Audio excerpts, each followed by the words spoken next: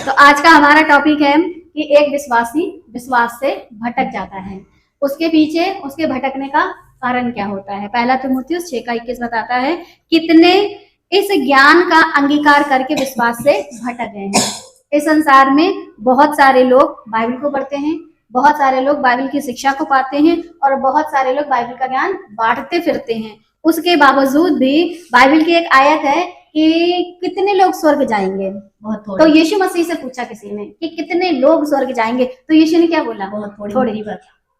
इतना सारा ज्ञान पा करके, ठीक है, इतना सारा ज्ञान दे करके भी आप भटक क्यों गए हो, उसके पीछे का कारण क्या है। देखा, विश्वास से क्यों भटक जाते हैं, क्यों भटक जाते हैं लोग परमेश्वर यीशु मसीह पर विश्वास लाने के बावजूद भी। देखा, भजन संहिता 95:10, भजन संहिता 95:10, 40 वर्ष तक मैं उस पीढ़ी के लोगों से रूठा रहा और मैंने कहा ये तो भटकने वाले मन के हैं और इन्होंने मेरे मार्गों को नहीं पहचाना।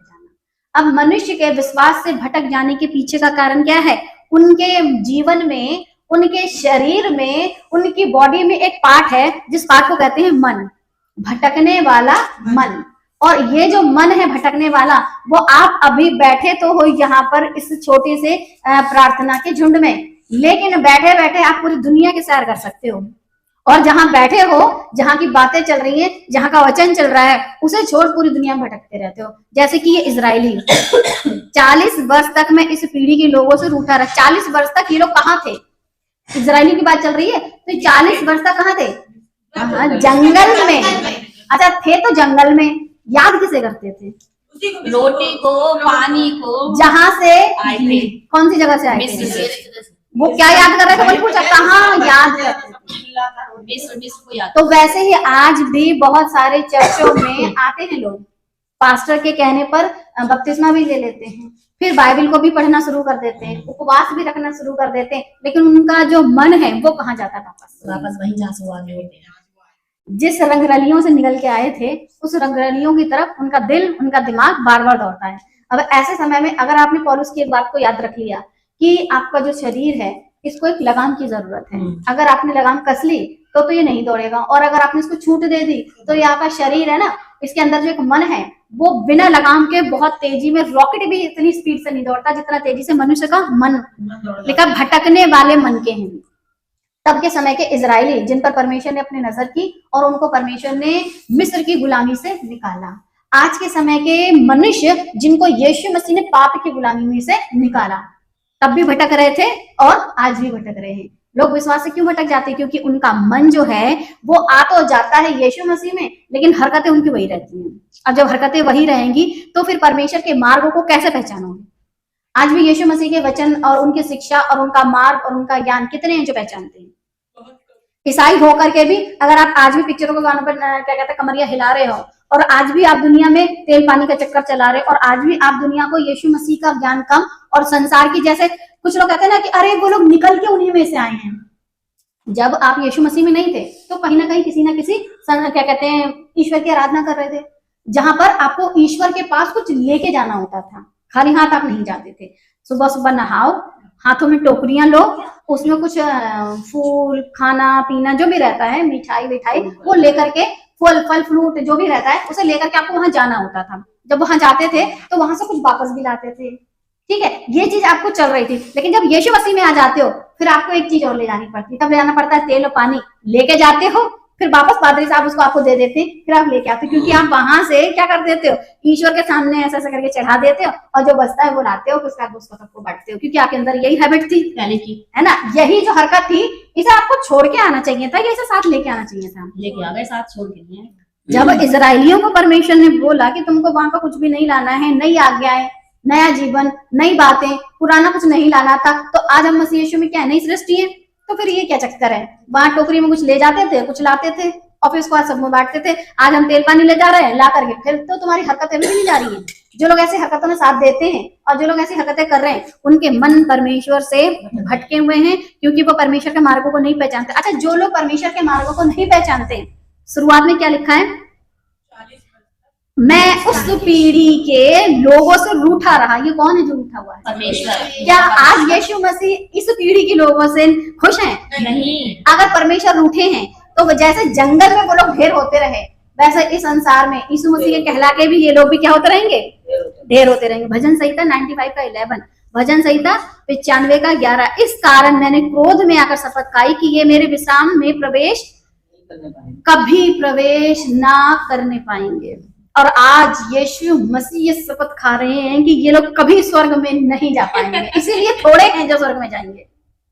जब हरकतें तुमने वहां की तो तुम लोग विश्राम में प्रवेश ना कर पाए। आज के ईसाई तेल पानी और जितने भी चक्कर में खुद फंसे हैं और लोगों को फंसा रहे हैं, चाहे वो संस्था वाले हो या गैर संस्था वाले हो, परमेश्वर को क्रोध दिलाएंगे तो परमेश्वर खुद अपनी शपथ खा लेंगे, किसी और की नहीं, कि मैंने शपथ खाई है कि ये मेरे विश्राम में कभी प्रवेश ना करने पाएंगे। उन दिनों इजरायली प्रवेश नहीं कर पाए और आज के ईसाई यीशु मसीह के स्वर्ग राज्य में प्रवेश करने नहीं पाएंगे। क्यों? क्योंकि इनके मन कैसे हैं, भटकने वाले हैं, भटकने वाले मन के लोग हैं। यिर्मयाह 17 का 5 लिखा, यहोवा यूं कहता है, यहोवा यूं कहता है, श्रापित है वह पुरुष जो मनुष्य पर भरोसा रखता है और उसका सहारा लेता है, जिसका मन यहोवा से भटक जाता है। जिस मनुष्य का मन परमेश्वर से भटक जाता है वो किसका भरोसा रखता है, मनुष्य का। ये मनुष्य मेरे लिए प्रार्थना करेगा तो मेरी प्रार्थना सुनी जाएगी, ये मनुष्य मेरे पे तेल पानी पर प्रार्थना करके मुझे दे देगा तो मेरी प्रार्थना सुनी जाएगी। वो वाला पास्टर बहुत पावरफुल है, मैं उसके पास जाऊंगी तो वो हाथ मेरे ऊपर रखेगा तो मेरी प्रार्थनाएं सुनी जाएंगी। वो वाला पादरी बहुत पावरफुल है, अगर वो मेरे लिए भविष्यवाणी कर देगा तो मेरी प्रार्थनाएं सुनी जाएंगी। ऐसा कर करके आप किस पर भरोसा रख रहे हो, पुरुष पर, किसी मनुष्य पर। और बाइबल के अनुसार जब आप किसी मनुष्य पर भरोसा रखते हो, लिखता है श्रापित हो है वो पुरुष जो मनुष्य पर भरोसा रखता है। हर वो व्यक्ति जो किसी ऐसे मनुष्य पर भरोसा रखता है कि मेरी प्रार्थना तुम्हारे द्वारा सुनी जाएगी, मेरे घर की बीमारियां आपके द्वारा जाएंगी, मेरे घर की समस्याएं आप दुआ करोगे तो जाएंगी, तो वो श्रापित है। यिर्मयाह के अनुसार वो मनुष्य श्रापित है जो फिर मनुष्य पर भरोसा रखता है, क्योंकि उसका मन परमेश्वर के साथ ठीक नहीं है। अगर मन में परमेश्वर के साथ इजरायलियों का मन ठीक होता तो इजरायली जो थे क्या कहते हैं, लाल समंदर जब दो भाग हुआ, इजरायली जब लाल समंदर दो भाग हुआ, ठीक, और उसमें से जब वो निकल के जा रहे थे तो ये वाला आश्चर्य कर्म सारे इजरायली ने देखा। जो परमेश्वर का आत्मा पीछे उनके साथ खंबे के रूप में बादल के आग के काम कर रहा था, वही उनके आगे आगे जा रहा था, कभी पीछे पीछे, मतलब जैसी सिचुएशन थी वैसी उनको सहायता मिल रही थी। उसके बावजूद भी इन लोगों को परमेश्वर के जो आश्चर्य कर्म थे, ठीक है, परमेश्वर की जो ताकत थी उसका अंदाजा नहीं लगा। जिस समय इजरायली लोग क्या कहते हैं मिस्र में थे और लगातार 10 विपत्तियां बराबर मिस्रियों पर आती जा रही थी, तब इनके दिमाग कहाँ थे, तभी इनकी आंखें नहीं खुली। आपके पास लगातार आश्चर्य कर्म होते जा रहे हैं, होते जा रहे हैं, होते जा रहे हैं, उसके बावजूद जब आपको पानी की घटी हुई, पानी के लिए आपको समय लगा, पानी नहीं मिल रहा है, प्यास नहीं बुझ रही है, पानी चाहिए, जानवर मर रहे हैं, हम मर रहे हैं, ये मर रहे हैं, वो मर रहे हैं, प्यासे मर रहे हैं, जब ये चीजें आप कर रहे थे उससे पहले आपके साथ क्या हुआ था, आश्चर्य कर्म। उन आश्चर्य कर्मों को मनुष्य क्या कर गया, भूल गया। भूलने के पीछे का कारण क्या था, विश्वास से क्यों भटके थे, देखा ना, विश्वास से भटक गए। अगर विश्वास से भटक गए तो क्या था, आपका जो मन था वो भटकाने वाला था। अगर आपने पहले ही वो जो 10 विपत्तियां मिस्रियों पर पड़ी थी, आपने ध्यान दिया तो जो हमें 10 विपत्तियां उन पे डाल सकता, हम पे नहीं डाल सकता, तो वो कैसा परमेश्वर है। तो कोई बंद करना थोड़ी देर। यिर्मयाह 17 का 5, यहोवा यूं कहता है, श्रापित है वह पुरुष जो मनुष्य पर भरोसा रखता है।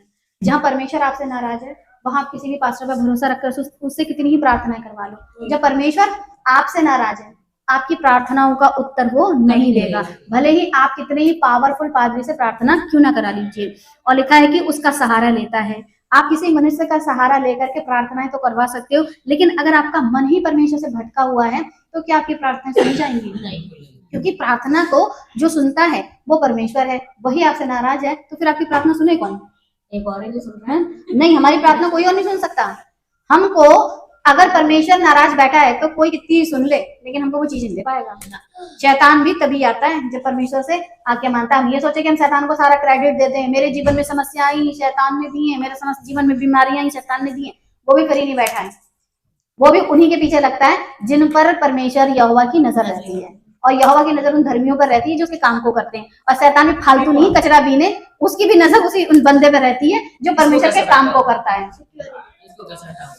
फालतू का कचरा ना तो परमेश्वर बटोरते हैं और ना ही शैतान। जो चीज परमेश्वर को पसंद आती है शैतान कहता है यही चीज है, बड़ी अच्छी लग रही है, इसी को मैं भटकाऊंगा। इसलिए दोनों के पास फुर्सत नहीं। लोग कहते रहे शैतान ने तो हमारी कमर तोड़ दी है, फुर्सत नहीं है, तुम्हारी कमर अपने आप टूटी हुई है तुम्हारी हरकतों की वजह से। यिर्मयाह 50:6, यिर्मयाह 50:6, मेरी प्रजा खोई हुई भेड़ें हैं। कैसी हैं? खोई हुई भेड़ें, उनके चरवाहों ने उनको भटका दिया है। पहला कारण क्या है कि तुम्हारा खुद का मन ठिकाने नहीं, और दूसरा कारण क्या है, तुम्हारे खुद के चरवाहों ने उनको भटका दिया है। वे पहाड़ों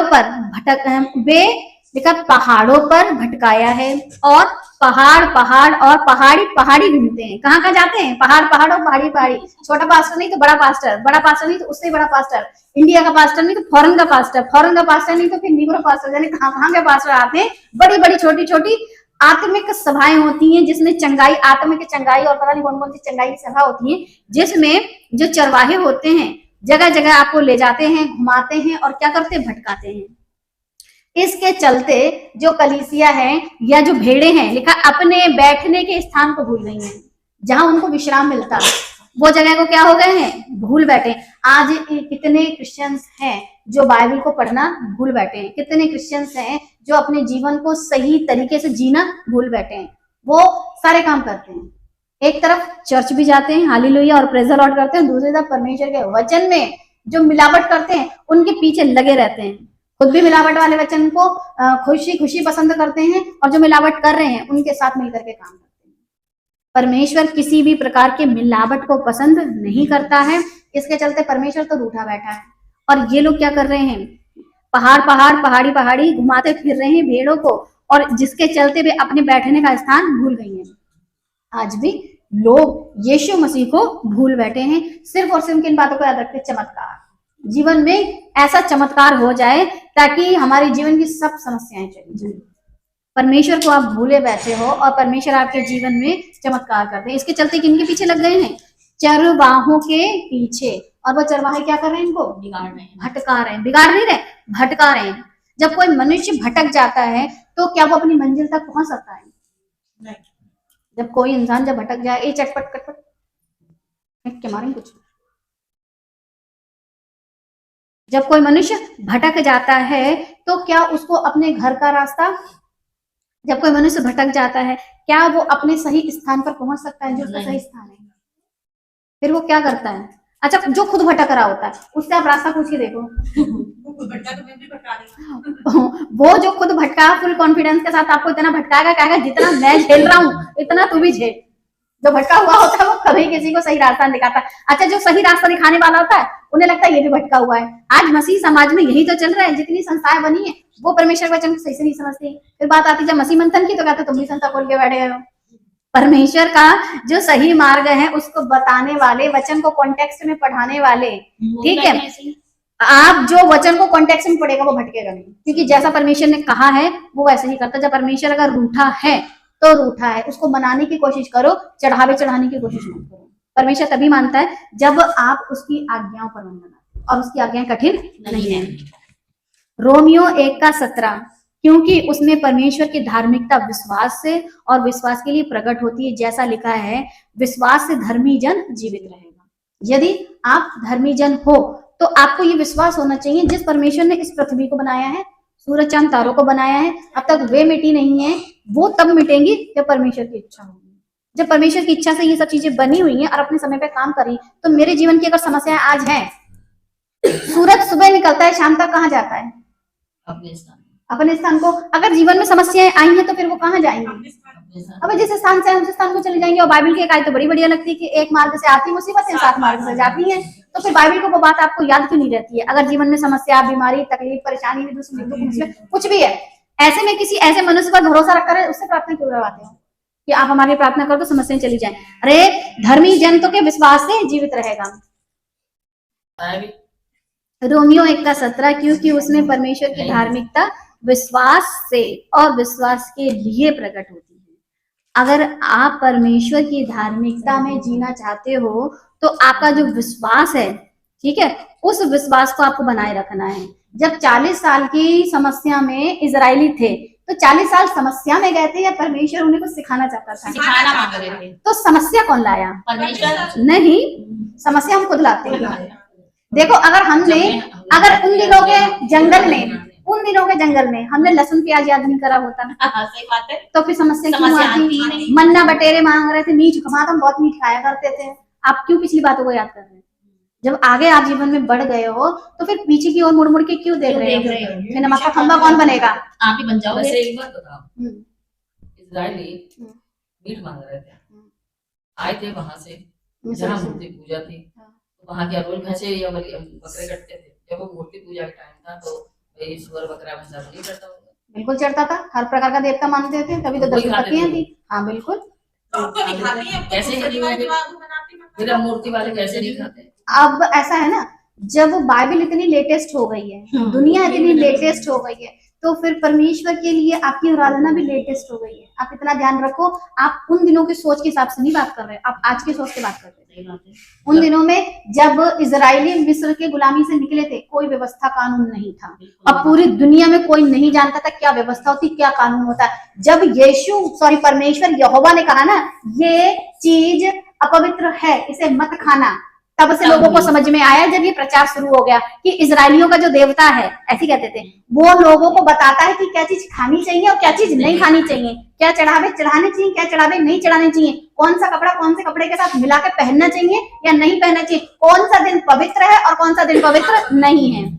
ये सब चीजें कहाँ से सीखी? जब मूसा ने, जब तक व्यवस्था नहीं लिखाई गई थी, मिस्रियों को क्या पता था? सबके सब जानवरों की जैसी जिंदगी जी रहे थे। जब परमेश्वर ने मूसा के द्वारा व्यवस्था लागू की और वो व्यवस्था फैलती गई और लोगों को पता चलता गया कि एक इब्रियों का परमेश्वर है जो नियम कायदे कानून सिखाता है, तो फिर हम क्यों ना सिखाएं? समझ गए? चीजें तब चलती हैं, उससे पहले किसी को कुछ नहीं पता था। जब कानून ही नहीं था, किसी को अक्ल ही नहीं थी, तो फिर कोई समझाएगा क्या? आप जब, यही तो आपको समझाती, कॉन्टेक्स्ट का मतलब क्या होता है, उन दिनों में क्या चल रहा था, अपनी बुद्धि में ये डालो कि क्या व्यवस्था थी, क्या लोगों के पास कानून था, क्या वो उस तरह, जब रिश्ते के बारे में नहीं पता था। और क्या, देखो बाइबल में जो लिखा है कि योकेबेद के अपनी फूफी ये इससे क्या कहते हैं शादी की, तो ये परमेश्वर को मूसा ने तब बताया था रिश्ता क्या होता है, तो उसने उसको लिखा है। अब आप ये सोचो, जब वो लिख रहा था उसकी मेंटेलिटी वैसी थी नहीं, सोच तो उसकी बाद में बदली है। चीजें पहले लिखी, फिर बाद में सोची गई है कि अच्छा ये रिश्ता होता है, वरना मूसा को भी नहीं मालूम था कौन सा रिश्ता किसका होता है और कैसा होता है। रिश्तों के बारे में लिखा गया, बाद में सोचा गया, मूसा के बाद नहीं। मूसा ने जब लिख दिया, लिखने के बाद वो चीज वापस इन लोगों के बीच में पढ़ी जाती थी, रिपीट की जाती थी। लिखा नहीं कि 7वां दिन विश्राम का दिन किस लिए था? ताकि तुम आओ, पूरा दिन सुकून से बैठो और सबके सामने वो बातें बार बार रिपीट की जाए। ठीक है? हाँ जी, तो ये सारी चीजें रिपीट की जाती थी जिससे लोगों के भेजे में वो चीजें घुस जाए अच्छे से, यानी कि वो लोग वो ही कर रहे होंगे।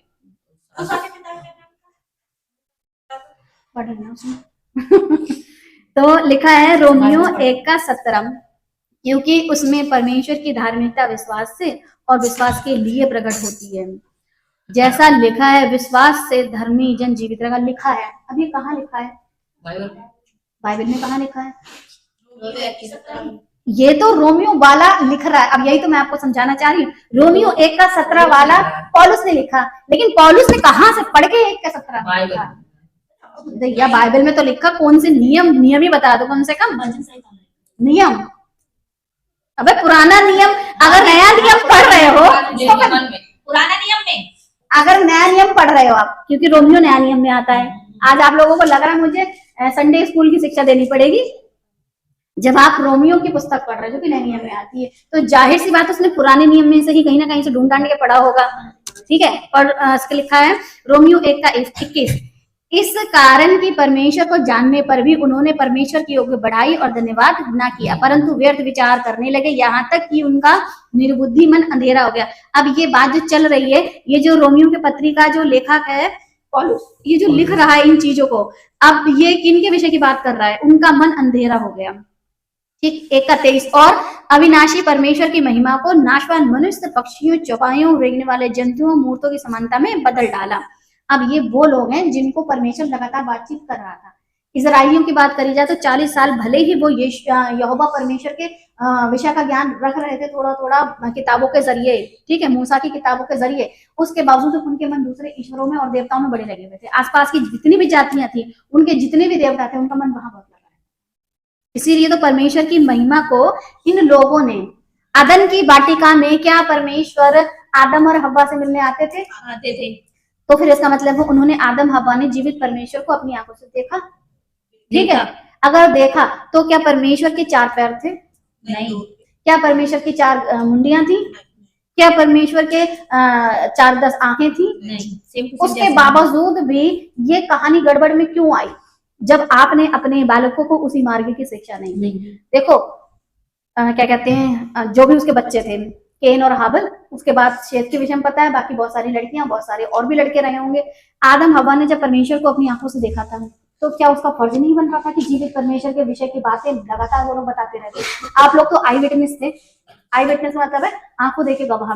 क्या आपको अपने बालकों को शिक्षा नहीं देनी चाहिए थी? पहले माता पिता थे संसार के, फिर जब आपने अपने बच्चों को शिक्षा नहीं दी और उन्होंने फिर आगे चल के शिक्षा नहीं पाई, तो फिर उनको जिसको जैसा लगा उसने अपने लिए वैसे ही ईश्वर बनाए। कैसे ईश्वर बनाए? देखा, नाशवान मनुष्य, कोई मनुष्य की पूजा करने लगा, कोई पक्षियों की पूजा करने लगा, कोई चौपाइयों यानी 4 पैर वालों को, कोई रेंगने वाले जंतुओं, हर तरीके के जानवरों को परमेश्वर की समानता में मूर्ति बना बना के परमेश्वर की समानता में क्यों बदल डाला? क्योंकि आपने परमेश्वर का ज्ञान आदम हव्वा जी अपने बच्चों को नहीं दिया। फिर मूसा जी, आपके समय के जो लोग जंगल में थे, उन्होंने सही से परमेश्वर के ज्ञान को अपने जीवन में ना तो अर्जित किया और ना ही आगे आने वाली पीढ़ियों को दिया। और वही ज्ञान आज कलीसिया में लोगों को क्या कहते हैं, पास करनी सिखा रहे हैं, ठीक। और जब लोग नहीं सीख रहे हैं तो फिर जब लोग नहीं सीख रहे हैं तो वो कलीसिया को भी नहीं सिखा रहे हैं, और जब कलीसिया नहीं सीख रही तो वो अपने बच्चों को भी नहीं सिखा रही है। इसीलिए तो परमेश्वर के वचन में मिलावट पर मिलावट बढ़ती चली आ रही है, और जो लोग सिखा रहे हैं उन लोगों को में भी गड़बड़ी चल रही है। आप सिखाइए, लेकिन कौन टेक्स्ट में क्या चल रहा था? परमेश्वर तो रूठा है, ठीक, उन लोगों से, और वही लोग क्या कर रहे हैं? परमेश्वर की आराधना कर रहे हैं। जब परमेश्वर नाराज है आपसे, तो क्या आपकी प्रार्थना सुनी जाएंगी? सुनी इसलिए नहीं जाएंगी क्योंकि आपका जो मन है व्यर्थ बातों में लगा हुआ है। इस कारण परमेश्वर को जानने पर भी उन्होंने परमेश्वर की बड़ाई और धन्यवाद ना किया। इजराइलियों ने परमेश्वर को जाना, फिर भी परमेश्वर को धन्यवाद दिया नहीं। यीशु मसीह के नाम का आज आप बपतिस्मा ले लेते हैं, बाकी सारी जगहों में आपको मालूम है कि भाई कोई मुर्दों में से जिंदा नहीं हुआ, यीशु मसीह मुर्दों में से जिंदा हुए। वो जीवित परमेश्वर है, वो हमको उद्धार देते हैं, वो हमको मुक्ति देते हैं, वो हमको स्वर्ग देंगे। फिर भी आप लोग कैसे हो जो क्या कहते हैं अज्ञानता वाला जीवन जी रहे हो? जानने पर भी मूर्खता का काम फिर क्यों कर रहे हो? या तो आपने यीशु मसीह को जान करके बपतिस्मा नहीं लिया होता। जानते हो कि एक व्यक्ति है जो मेरे लिए मारा गया, मेरे लिए गाड़ा गया, मेरे लिए मुर्दों में से जी उठा, मुझे कह के गया कि एक दिन मैं आऊंगा और अपने राज्य में लेके जाऊंगा। तो मुझे उसके आने के इंतजार वाला जीवन जीना है या फिर मैं अज्ञानता वाला जीवन जीऊं? तो इंतजार वाला जीवन ना जी करके कौन सा जीवन जी रहे हैं? अज्ञानता वाला। इसी वजह से परमेश्वर आज यीशु मसीह नाराज है, इसलिए तो आ नहीं रहे। रोमियो 1:22 लिखा है, वे अपने आप को बुद्धिमान जताकर मूर्ख बन गए। अब मैंने ये जो तस्वीरें रखी हुई हैं, आपको ये कुछ पिक्चर इस टाइप की दिखेंगे कि यीशु मसीह और साथ में एक लड़की है, यीशु मसीह एक साथ में लड़की है। तो ये जो चित्र बना रखे हैं आज लोगों ने, ये मूर्खता के ही तो चित्र हैं। ये कौन से ऐसे अपने आप को बुद्धिमान बता रहे हैं कि यीशु मसीह एक दिन बादलों पर आएंगे? तो क्या इस तरीके की हरकत, देखो टाइटैनिक जैसा पोज दे रखा है यहाँ पर, तो दूसरे चित्र में ऐसे खेल कूद वाला इस तरीके से हो रहा है। क्या यीशु मसीह के पास इतनी फुर्सत है कि वो इस तरीके के काम को करने? लेकिन क्या है, लोगों की मेंटेलिटी कैसी हो गई, कैसे चित्र बना रहे हैं? क्योंकि परमेश्वर को सब कुछ बना डाला है ना, कि वकील भी है, डॉक्टर भी है, और क्या कहते हैं तुम्हारे घर का नौकर भी है, तुम्हारी बीमारियों को। जब परमेश्वर यीशु मसीह आपका जब सब कुछ है, ठीक है, लेकिन यीशु मसीह सिर्फ और सिर्फ परमेश्वर है, और परमेश्वर जो ऐसा है वो सबसे ऊपर है, और वो मनुष्य बन करके आया। इसका मतलब ये नहीं है कि तुम्हारी क्या कहते हैं जीवन में फालतू के कामों के लिए आया है। आपको सिर्फ और सिर्फ नरक से बचाने और उद्धार का जीवन देने। मन फिराओ, स्वर्ग का राज निकट है। अगर मन ना फिराओ तो नरक का राज निकट है। निकट नहीं है, निकट नहीं, स्वर्ग का राज निकट का मतलब है कि आपको उसके पास जाना है। नरक के राज में तो आप चल ही रहे हो, स्वर्ग का राज्य निकट है। निकट कोई चीज होती है तो मतलब आप उसमें हो नहीं, आपको वहां तक पहुंचना है। और जब इस तरीके की सब सारी चीजें जब अज्ञानता जीवन में बनी रहेगी तो फिर नाश तो आपने होना ही है। लिखा है रोमियो 1:24, इस कारण परमेश्वर ने उन्हें उनकी मन की अभिलाषाओं के अनुसार अशुद्धता के लिए छोड़ दिया। यहाँ परमेश्वर ने उनको पकड़ के रखा है? नहीं, छोड़ दिया। जब इस तरीके की आज चित्रकारी हो रही है तो फिर आने वाली पीढ़ी क्या सीखेगी? ये सीखेगी। परमेश्वर ऐसे समय में आपको समझाने आएंगे, छोड़ देंगे? छोड़ देंगे। जब यहाँ पर लिखा है कि छोड़ दिया, तो आज भी बहुत सारी संस्थाएं बनी हैं, परमेश्वर नहीं रोकते। क्या कर दिया है परमेश्वर ने? छोड़ दिया। क्यों छोड़ दिया है? लिखा है कि वे आपस में अपने शरीरों का अनादर करें। आप लोग अपने शरीरों का अनादर करो। अनादर का मतलब क्या? किसी मनुष्य के शरीर के पीछे लग करके वे विचार में फंस रहे हैं, ये कर रहे हैं, वो कर रहे हैं, गलत काम कर रहे हैं, दारू पी रहे हैं, नशे का काम कर रहे हैं, जो भी करो वो तो है ही अलग अपनी जगह। आप किसी और को ईश्वर बना के पूज रहे, स्पिरिचुअल फादर बना के पूज रहे, स्पिरिचुअल मदर बना के पूज रहे हो, तभी तो आप शरीर का अनादर कर रहे हो। हम जीवित परमेश्वर का मंदिर हैं, इसका मतलब हम मंदिर हैं, लेकिन हम परमेश्वर नहीं, हम पूज नहीं सकते हैं। परमेश्वर हमारे द्वारा बातें तो करता है, इसका मतलब ये नहीं है कि हम ही परमेश्वर हैं, अब आप हमको पूजो। दो चीजें अलग होती हैं। हमारे द्वारा बातें कर रहा है, हमको परमेश्वर बनाया नहीं गया है, अपनी कामों को परमेश्वर हमारे द्वारा करवा रहा है। अब कुछ लोग क्या कहते हैं कि हम ही हैं, हम बोलेंगे तो तुम्हारे घर में शांति, और अगर हम श्राप दे दें तो तुम्हारे घर में श्राप। हम परमेश्वर नहीं है, परमेश्वर का मंदिर है। और अब ऐसे जब इस तरीके के चित्रण आज दिखाई दे रहे हैं, आगे आगे चल के यही चित्र और आएंगे। जब इस तरीके की शिक्षा शुरू में आई थी तो लोगों को लगा था कि ऐसे ही है, लेकिन उसने आज जड़ पकड़ ली है, क्योंकि पहले एक संस्था बनी, फिर दो बनी, फिर संस्थाओं का एक अंबार सा आ गया। अब क्या है, हर चीज को संस्था में तोल रहे हैं, परमेश्वर और उसके वचन में नहीं तोल रहे हैं। इसलिए ये चीजें क्या करेंगी, जड़ पकड़ गई। वैसे ही आज ऐसे जो चित्र बन रहे हैं हंसी खेल के लिए, कल को यही क्या बन जाएंगे, जड़ पकड़ जाएंगे, कहेंगे अरे यीशु मसीह तो ऐसे जैसे वैसे थे वैसे ऐसे, ये सब चीजें समझती नहीं है तो ये समझेगी। जब वचन का ज्ञान नहीं होगा तो आप जो दिख रहा वही आपको सच लगेगा, लेकिन जिसको वचन का ज्ञान हो वो कहेगा देखो कैसे बेवकूफ वाले चित्र बनाए हैं। रोमियो 1:25, क्योंकि उन्होंने परमेश्वर के सामर्थ्य को बदलकर झूठ बना डाला और सृष्टि की उपासना की और सेवा की, ना कि सृजनहार की जो सदा धन्य है। सृजनहार की सेवा करनी थी, सृष्टि की नहीं। पूरी दुनिया किसको पूज रही है? लकड़ी, काठ, पत्थर, सोना, चांदी, सब तरीके का। और उसी तरीके की जो सृष्टि की रचना जो परमेश्वर ने की, उस परमेश्वर को तो भूल गए, लेकिन किसको याद रखा? सृष्टि को। वैसे ही इजराइली मिस्र से जब निकले थे तो 10 विपत्तियां जो उन पर पड़ी थी उन्हें तो भूल गए, जब खुद पर पड़ी तो हाय दैया तबाह हो गई, और फिर खुद क्या करा, परमेश्वर को भूल गए। पर जीवित परमेश्वर को भूल गए, फिर क्या याद आ रहा था? उस मिस्र में करहाना, रोना, तड़पना छोड़ करके तुम आए थे अच्छी जगह। अब जब तुम्हें रोना, तड़पना, करहाना पड़ा तो वापस वहां की अच्छी अच्छी चीजें याद आ रही हैं। यीशु मसीह में आते हो, बपतिस्मा लेते हो, इससे पहले बहुत अच्छा जीवन जी रहे थे। यीशु में आने के बाद अगर तकलीफों भरा जीवन जी रहे हो तो फिर याद मत करना क्या रहे यीशु में आने के बाद फायदा क्या हुआ। तकलीफें तो अभी भी बनी हुई है, बीमारियां तो अभी भी बनी है, समस्याएं तो अभी भी बनी हुई है, दुष्ट आत्मा जा नहीं रही। कैसा यीशु है जो हमारी दुष्ट आत्मा को दूर नहीं कर रहा? तो समस्या यीशु में नहीं है, समस्या आपके खुद के मन में है, क्योंकि आपका मन आज भी भटकने वाला है। और भटका कौन रहा है? चरवाहा भटका रहा है, पहाड़ी घुमा रहा है। जो सही प्रवेश का स्थान है, जो सही विश्राम का स्थान है, वहां तक आपको लेके जा रहा है। आपको सेल्फ डिपेंड नहीं बना रहा है कि आप परमेश्वर के वचन में मजबूत बनो।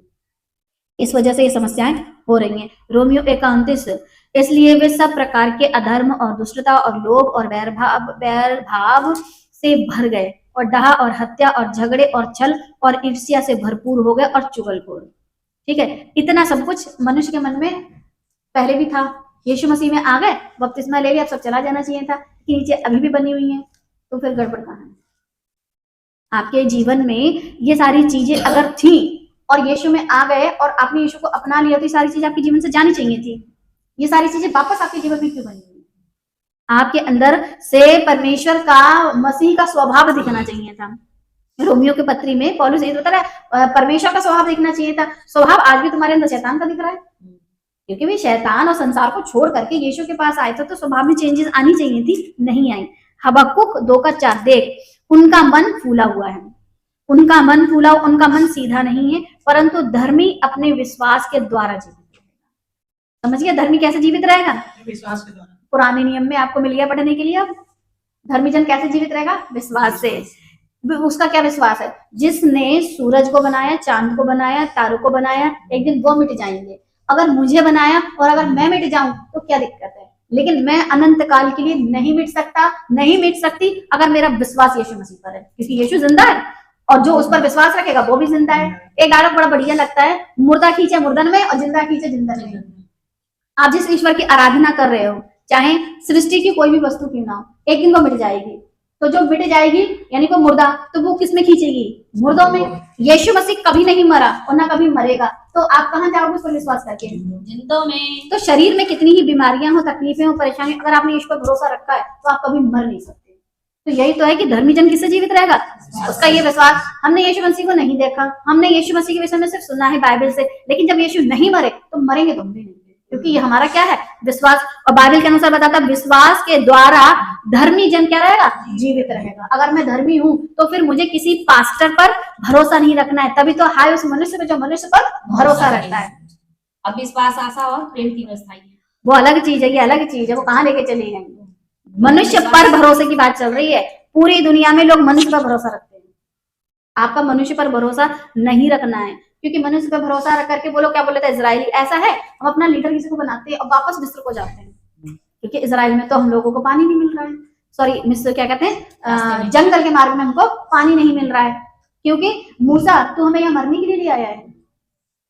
जब वो मूसा तुमको पानी को 2 भाग करके आगे बढ़ा सकता है, जंगल के अंधेरे में तुमको लाइट दिखा सकता है, जंगल के रास्ते में तुमको रोशनी दे सकता है, गर्मी दे सकता है, सब कुछ का तुम्हारा इंतजाम कर रहा है, तो पानी के लिए थोड़ा सब्री कर लेते।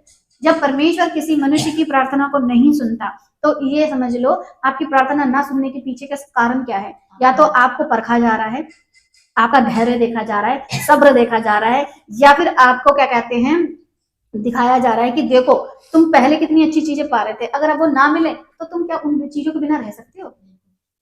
तो आपकी जो परख हो गया, परखने के लिए क्या कहते हैं, जैसे यीशु के पास शैतान पहुंचा ऐसा नहीं पहुंचेगा। आप ये मत सोचो कि यीशु के पास शैतान पहुंचा, जैसे यीशु का बपतिस्मा हुआ तो कबूतर उतरा, तो हम बपतिस्मा ले तो हम पे भी कबूतर उतरे, ऐसा नहीं होगा। जब यीशु के पास शैतान पहुंचा उनका क्या कहते हैं परीक्षा करने के लिए, तो हमारे पास भी शैतान ऐसे नहीं आएगा। परमेश्वर आपकी किसी भी तरीके से परीक्षा कर सकते हैं, हर परीक्षा शैतान की ओर से नहीं होती। यीशु की परीक्षा शैतान की ओर से थी। अब आप सोचो कि मेरी परीक्षा शैतान, पहले यीशु की लाइफ तो बनो। हम यीशु जैसे नहीं है, लेकिन चाहते सब कुछ यीशु जैसा हो। यीशु मुर्दों में से जिंदा हो गया, हम मुर्दों में से जिंदा तभी होंगे जब यीशु पर विश्वास रखेंगे, ना कि ऐसा कि यीशु जैसे बन जाएंगे। यीशु पर विश्वास रख करके धर्मी जन जीवित रहेगा, अन्यथा हम जीवित नहीं रह सकते। यीशु मसीह के कार्य जो उन्होंने संसार में किए थे, ठीक है, एक पानी का क्या बना दिया था, दूसरा कोड़ियों को उन्होंने चढ़ा दिया था। अच्छा, ये 2 जो चमत्कार हैं, ऐसे चमत्कारों के बारे में लोग बहुत बात करते हैं। पानी का दाखरस बनाने के पीछे का मकसद क्या था? कि परमेश्वर सृष्टिकर्ता पानी का रंग रूप कभी भी बदल सकता है। पानी को बदला, आकाश बना डाला, पानी को बदला, समंदर बना डाला, पानी को बदला, जूस बना डाला।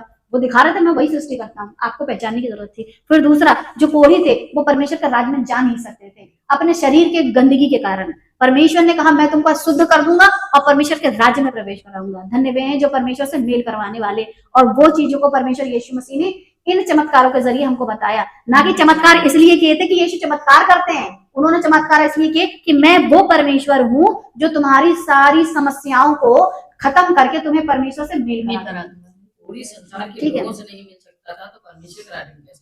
परमेश्वर के भवन में, उस दुनिया का जो भवन था, वो राज्य की बात नहीं चल रही थी, राज्य में तो चला जाता, क्योंकि देह मिट्टी है, मिट्टी में मिल जाएगी, आत्मा परमेश्वर के पास जाएगी। आत्मा में कोढ़ नहीं था, कोढ़ शरीर में था। लेकिन वो व्यक्ति अगर शरीर में 50 साल और जिंदा है और कोढ़ी की कंडीशन में जिंदा है, लेकिन वो चाहता है कि मैं परमेश्वर यहोवा के भवन में जाऊं, क्योंकि उन दिनों वो चीज मानी जाती थी कि तुम परमेश्वर के भवन में नहीं जा सकते क्योंकि तुम्हें कोढ़ है, तो हम लोगों के बीच में नहीं रह सकते, तुम्हें कोढ़ है। तो यीशु मसीह ने उसको अधिकार दिया, मैं तेरा कोढ़ दूर करके तुझे ये अधिकार देता हूं, तू इन लोगों के बीच में रहेगा। तो हमें और आपको परमेश्वर ने अधिकार दिया, रहेंगे तो मनुष्यों के बीच में, लेकिन बढ़ाई किसकी करेंगे? जीवित परमेश्वर की। लेकिन हाय उस पर जो मनुष्य पर भरोसा रखे। मनुष्य पर भरोसा था, कहाँ कोढ़ी जाएगा परमेश्वर के राज्य में। परमेश्वर यीशु मसीह खुद आए और कोढ़ी को छू करके कहते जा मैं तुझे भेजता हूँ परमेश्वर के राज्य में। सृष्टिकर्ता ने अपनी सृष्टि के विषय में बताया, सृष्टिकर्ता ने मनुष्य को बनाया था और उसको दोबारा वो रीजेनरेट कर सकता है, वो चीज दिखाई। कोढ़ की बीमारी कोई दूर नहीं कर सकता, वही दूर कर सकता है जिसने मनुष्य को मिट्टी से बनाया, उसकी मिट्टी को वापस तब्दील कर सकता है, यानी बदल सकता है। जहाँ परमेश्वर अपनी क्रिएशन को बार बार दिखा रहे थे और लोग उसे चमत्कार चमत्कार चमत्कार का नाम दे रहे थे। लिखा है यहाँ पर, आप जो कुछ चित्र देखोगे, जैसे यीशु ने खाना खिलाया है, अंधे की आंखें खोली हैं, और एक जगह 4000 एक जगह 5000 ऐसे मछलियां और रोटियों से लोगों को खिलाया। ऐसा चमत्कार यीशु ने दिखाया। यीशु चमत्कार करते नहीं, जो जंगल में 40 साल उनके कपड़े नहीं फटे, है ना, और 6 लाख नहीं थे, बहुत सारे लोग थे, 6 लाख तो सिर्फ पुरुष थे, ऐसे लगा तो 20-25 लाख भी हो सकते हैं। तो उनको जंगल में बिना खेती बाड़ी के, बिना किसी बात के, 40 साल खिला सकता है। जो 40 साल खिला रहा था वो परमेश्वर था। अगर 5000 को खिलाए तो क्या परमेश्वर नहीं है? तो ये चमत्कार की बात चल रही थी, या वो अपने अस्तित्व को दोबारा दिखा रहे थे? दोबारा दिखा रहे थे। तो वे पहचान क्यों नहीं रहे? क्योंकि आपका भरोसा किस पर था? मनुष्य पर। जब मनुष्य पर भरोसा रखोगे तो वो परमेश्वर अपने आप को बार बार दिखा रहा था कि देखो मैं परमेश्वर हूँ, जो ऐसी आंखें जिनके अंदर किसी प्रकार का कोई गोला नहीं है, लेकिन मैं जनरेट कर सकता हूँ, बना सकता हूँ, क्योंकि मैं परमेश्वर हूँ बनाने वाला।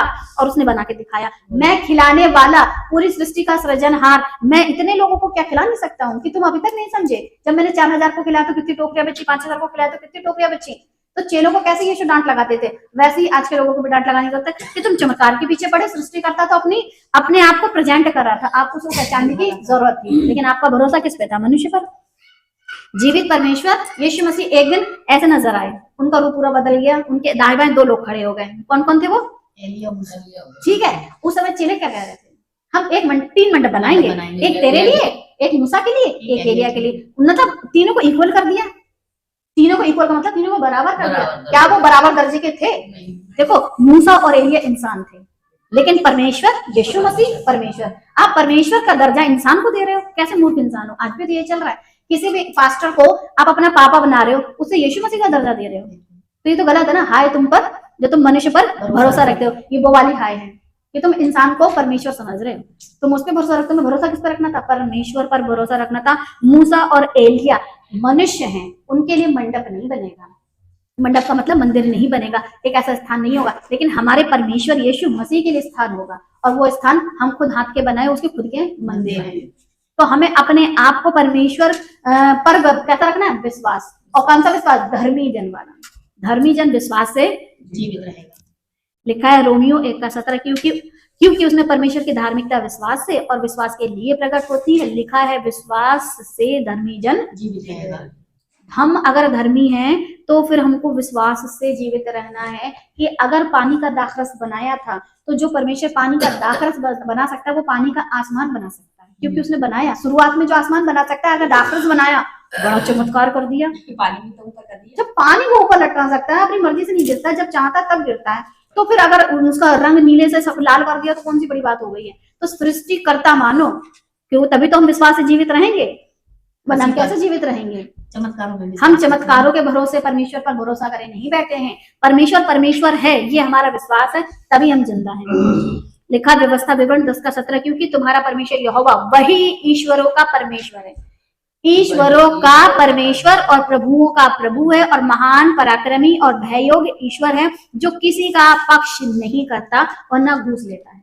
उन दिनों को इजरायली अगर परमेश्वर की दृष्टि में निकम्मे नालायक थे, और अगर आज के मसीही ईसाई परमेश्वर की नजर में नालायक और निकम्मे हैं, तो परमेश्वर किसी का पक्ष, जब उन दिनों के लोगों को जंगल में मार दिया, तो इन दिनों के लोगों को संसार में खत्म कर देगा, और तुम कभी परमेश्वर के राज्य में प्रवेश नहीं कर पाओगे। जब उन दिनों के कनान में प्रवेश नहीं कर पाए, तो इन दिनों के स्वर्ग में प्रवेश कर पाएंगे? इसी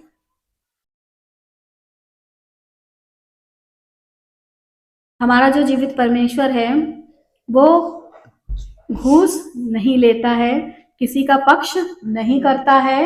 ये उत्पत्ति में जैसा था, प्रकाशित बाग में भी वैसा ही है।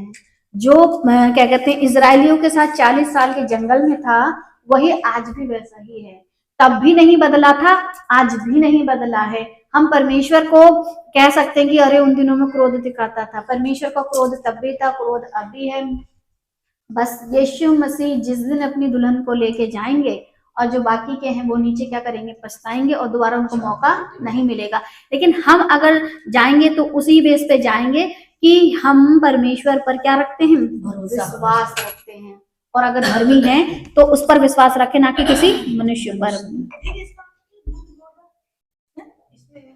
वो लैंग्वेज चेंज है उसमें। अब यहाँ पे आपको 3 कुछ चित्र नजर आ रहे हैं, जिसमें एक लिखने वाला है, दूसरा मसीहा है, और तीसरा प्रचारक है। तो बाइबल का जो वचन है जैसा लिखा गया है, ठीक वैसा मसीहा ने तो प्रचार करा। क्या हम और आप वैसा प्रचार कर रहे हैं? नहीं। अगर जैसा वचन लिखा गया है और मूसा के द्वारा लिखवाया गया था, और बाकी के लोगों ने क्या कहते हैं शास्त्रियों, फरीसियों, इजराइलियों ने प्रचार करना था, अपने जितने भी भाई बहन थे, क्या वैसा प्रचार अगर आज भी हो रहा होता तो क्या यीशु मसीह आ नहीं जाते? बिल्कुल आ जाते। जब तक वचन में मिलावट बनी रहेगी परमेश्वर का आना नहीं हो। लेकिन हाँ, ऐसा नहीं कि परमेश्वर यीशु मसीह आएंगे नहीं, जो लोग इस मिलावट को समझ जाएंगे और जैसा लिखा है वैसा पढ़ेंगे, कॉन्टेक्स्ट में जैसा लिखा है, श्रापित हो जो मनुष्य पर भरोसा रखता है। तो हमको मनुष्य पे नहीं, अपने परमेश्वर पर भरोसा रखना है। किसी मनुष्य की प्रार्थनाओं पर हम निर्भर नहीं है। किसी मनुष्य के क्या कहते हैं, वो आकर के मेरे घर में दुआ करे तो मेरा घर ब्लेस्ड हो जाए, हम इन बातों पर निर्भर नहीं है। कोई मनुष्य मेरे लिए भविष्यवाणी करे कि मेरे जीवन में ऐसा होगा, मेरे लिए यीशु के लिए एक भविष्यवाणी हो गई कि यीशु एक दिन आएंगे, मैं उनके साथ जाऊंगी और ये भविष्यवाणी एक दिन पूरी होगी। मुझे किसी और भविष्यवाणी के पीछे चलने की जरूरत नहीं है, किसी प्रकार के चमत्कार पे चलने की जरूरत नहीं है। जिस परमेश्वर ने इस पृथ्वी को बनाया वो नाश करेगा, मुझे इस पृथ्वी पर रहने की क्या जरूरत है? शरीर नाश होगा तो हो, क्योंकि मिट्टी मिट्टी में मिल जाएगी। तो मैं किसी पर क्या कहते हैं, अपने आप को रख करके अपना विश्वास मसीह पे नहीं रखूंगी। मेरा विश्वास डायरेक्ट मसीह पर है, क्योंकि जैसा लिखा गया है हमको वैसा पढ़ना है।